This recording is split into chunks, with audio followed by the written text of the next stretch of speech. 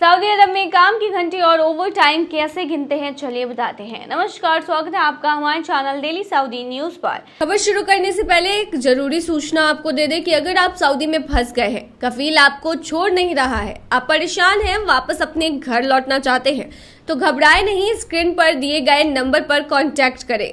इनका नाम अहमद अली है। ये आपको कानूनी प्रक्रियाओं के तहत महज 3 से 4 दिन के अंदर ही खरूज लगाकर सऊदी से फाइनल एग्जिट कराकर आपको सही सलामत अपने देश पहुंचा देंगे। बहुत से लोग सऊदी अरब में काम करते हैं, लेकिन उन्हें सही तरीके से पता नहीं होता कि ओवर टाइम कैसे कैलकुलेट किया जाता है या उन्हें उनके हक में कितना पैसा उन्हें मिलना चाहिए। तो चलिए ऐसे इजी लैंग्वेज में आपको समझाते हैं। सऊदी में कितने घंटे काम करना होता है, सबसे पहले ये जानेंगे।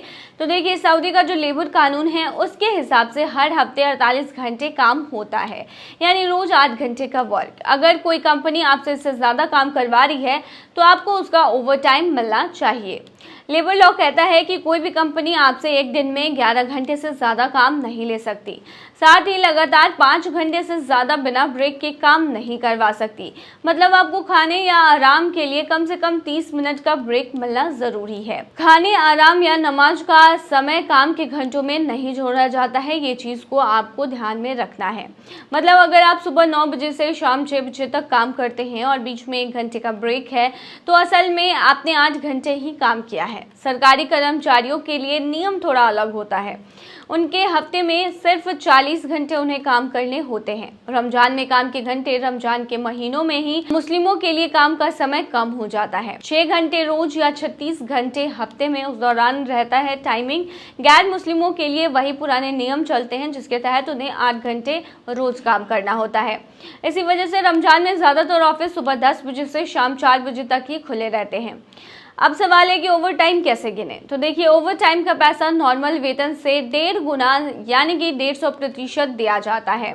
यानी अगर आप 1 घंटे का ओवर टाइम करते हैं तो उसका पैसा आपके 1 घंटे की आम सैलरी से 1.5 गुना मिलेगा।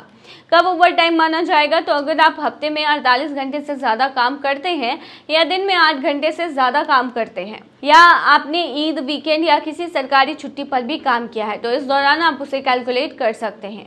ओवर टाइम का आसान उदाहरण क्या है? तो देखिए, मान लीजिए आपकी बेसिक सैलरी है 3000 सऊदी रियाल। आपने 1 महीने में 50 घंटे ओवर टाइम किया है, तो कैसे गिनेंगे इसे? तो देखिए, रोज 8 घंटे वर्क आवर जो है वो माने जाते हैं। आपकी प्रति घंटे की सैलरी 3000 से अगर 30 दिन को डिवाइड करेंगे और उसे फिर डिवाइड करेंगे 8 घंटे से, तो 12.5 रियाल प्रति दिन का बनेगा। तो ओवर टाइम रेट जो है वो 12.5 गुना 1.5 सऊदी रियाल होता है, जो कि 18.75 रियाल होगा। 50 घंटे ओवर टाइम का पैसा अगर आप कैलकुलेट करेंगे तो ये कैलकुलेट करने के बाद 937.50 रियाल बनेगा। अगर आप सऊदी में काम कर रहे हैं तो अपने काम के घंटे और ओवर टाइम का हिसाब रखना बहुत ज़रूरी है। इससे आपको आपकी मेहनत की सही कीमत मिलेगी। तो सऊदी ड्राइविंग लाइसेंस की वैलिडिटी कैसे करें चेक? सऊदी अरब में ड्राइविंग लाइसेंस की वैलिडिटी चेक करना पहले की तरह मुश्किल नहीं रहा। चाहे आप नए ड्राइवर हो या सालों से गाड़ी चला रहे हों, ये जानना बेहद ज़रूरी है कि आपका लाइसेंस अब भी वैध है या उसकी मियाद खत्म हो चुकी है। अगर आप एक्सपायरी डेट भूल गए हैं या कंफर्म करना चाहते हैं कि लाइसेंस अभी भी मान्य है या नहीं, तो आपको परेशान होने की ज़रूरत नहीं है। कई आसान और ऑनलाइन तरीके उपलब्ध हैं, जिससे आप बिना लंबी लाइन में लगे कुछ मिनटों में ही मोबाइल या कंप्यूटर से लाइसेंस की स्थिति को जांच सकते हैं। सबसे आसान तरीका है पब्लिक क्वेरी ड्राइविंग लाइसेंस की सुविधा का इस्तेमाल करना, जो कि अक्सर अकाउंट के बिना भी काम करता है। इसके लिए आपको वेबसाइट पर जाकर अपना इकामा नंबर, ग्रेगोरियन कैलेंडर में अपनी जन्म तिथि और इमेज कोड भरना होता है। फिर जैसे ही आप प्लस या सर्च बटन पर क्लिक करते हैं तो आपके सामने लाइसेंस की पूरी जानकारी आ जाती है, जिसमें एक्सपायरी डेट और वैलिडिटी भी शामिल होती है। ये तरीका उन लोगों के लिए खास तौर पर फायदेमंद है जो ऑफशोर यूजर नहीं है। अब अगर आपके पास अफसर अकाउंट है तो आप उससे और भी ज़्यादा आसानी से ये जानकारी प्राप्त कर सकते हैं। आपको अफसर की वेबसाइट www.afsar.sa पर लॉगिन करना है। माई सर्विसेज सेक्शन में जाकर इंक्वायरीज चुनना है, फिर ट्रैफिक सेक्शन के अंतर्गत ड्राइविंग लाइसेंस इन्फो पर क्लिक करना होता है। इसके बाद एक नया पेज खुलेगा जहां आपका ड्राइविंग लाइसेंस नंबर, वैलिडिटी, जारी होने की तारीख और एक्सपायरी डेट जैसी सभी जानकारियां मिल जाएंगी।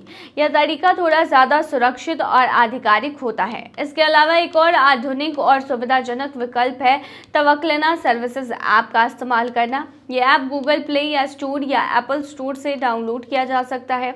आप इसमें अपनी अफसर आईडी और पासवर्ड से लॉगिन कर सकते हैं। लॉगिन करने के बाद डिजिटल डॉक्यूमेंट सेक्शन पर जाएं और फैमिली मेंबर्स पर क्लिक करें। यहाँ से आप अपने या अपने परिवार के किसी भी सदस्य का डिजिटल ड्राइविंग लाइसेंस देख सकते हैं, जिसमें जारी होने की तारीख, एक्सपायरी डेट और अन्य ज़रूरी डिटेल्स मौजूद होती हैं।